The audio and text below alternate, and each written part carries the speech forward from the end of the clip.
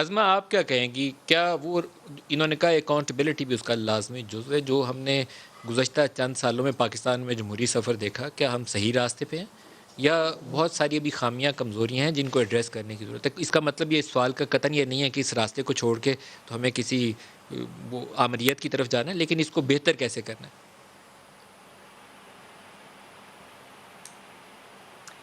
بہت شکریہ ملک صاحب. ابھی جتنی بھی فاروق نے بڑی اکیڈیمک سی گفتگو کی ہے وہ دیکھنے میں سننے میں بڑی اچھی لگتی ہے، لیکن افسوس کی بات یہ ہے کہ گراؤنڈ ریئلٹی سے اس کا کوئی تعلق نہیں ہے. ابھی جس پارلیمنٹ کی دہائی دی ہے اور جس پارلیمنٹ کی اہمیت کا احساس ہوا ہے، چلیں شکر ہی صحیح اپنے دور حکومت میں ان کو پارلیمنٹ کی اہمیت کا احساس ہو گیا. یہ ہمارے دور حکومت میں ہڑتال پہ رہے، آپ کو پتہ ہے پورا وقت، اور پارلیمنٹ پہ لانتے ہیں اور جلاؤ گھراؤ اور پتہ نہیں کیا کیا، یہ جو بھی کر سکتے تھے انہوں نے کیا. جمہوریت برائے نام، آپ درست کہہ رہے ہیں، برائے نام ہی صحیح، ملک میں جمہوریت برائے نام ہی ہے ہمارے ملک میں، اور ہم نے اس جمہوریت کے تسلسل کو ہی رکھنے کے لیے تمام تر اختلافات اس پورے پولیٹیکل پروسیس کے اوپر، اس پورے انتخابات کے حوالے سے ہونے کے باوجود ہم نے پارلیمنٹ میں بیٹھنے کا فیصلہ کیا، جو اب ہم سمجھتے ہیں کہ شاید غلط تھا. ہمیں وہ فیصلہ شاید نہیں کرنا چاہیے تھا، کیونکہ جو اکاؤنٹیبلٹی اور جن اداروں کی جو استحکام کی بات کر رہے ہیں وہ کہاں ہیں؟ آج مجھے بتائیے کہ اکاؤنٹیبلٹی کہاں ہو رہی ہے؟ اتنے بڑے سکیمز آتے ہیں ان کے دور حکومت کے، آٹا ہو، چینی ہو، LNG ہو، اب مطلب سو مچ سو کہ بجلی کے بل جو ہیں وہ بھی 30 دن کی بجائے 37 دن کے آتے ہیں. لیکن اس ملک میں کوئی پوچھنے والا نہیں ہے، کوئی دیکھنے والا نہیں ہے.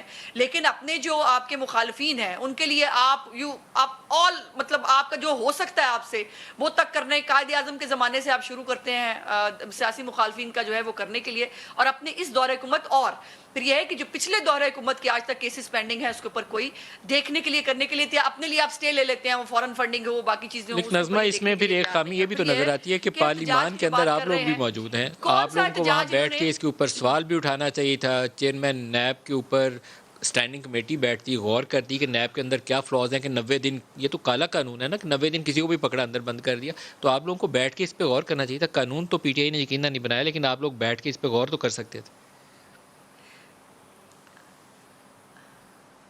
بڑی اچھی بات کی آپ نے. جب ہم اس پہ غور کی بات کرتے ہیں تو پھر ہم NRO مانگ رہے ہوتے ہیں نا. آپ بات کو سمجھنے کی کوشش کیجئے کہ اگر ہم ان کے ساتھ اصلاحات پہ بات کرنے کی بات کریں تو پھر وہ NRO مانگنا ہو جاتا ہے، اور پھر وہ جو ہے وہ ہمارا ایک میڈیا ٹرائل، وہ دیکھیں جی بچنا چاہ رہے ہیں، وہ فلانا ہونا چاہ رہا ہے. جو احتجاج کی بات میں امپورٹنٹ کرنا چاہتی ہوں، جو حکومت خود احتجاج کی پیداوار ہے، اس کے دور حکومت میں کون ہے جو سڑکوں پہ نہیں آیا؟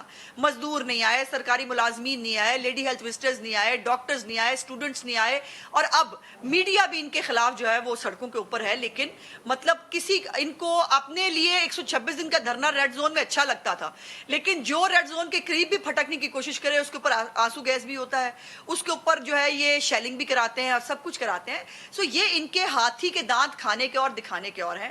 اور جو کوئی ادارہ نہیں چھوڑا ہے انہوں نے، کیا FIA، کیا نیب، کیا اینٹی کرپشن، کیا الیکشن کمیشن، کیا عدلیہ، کون سا ادارہ ہے جو ان کے اس وقت عطاب کا شکار نہیں ہوا ہے؟ ہر ادارے کے اوپر یہ شب فاروق خون صاحب سے مارنے کو پوچھتے ہیں. تیار ہے.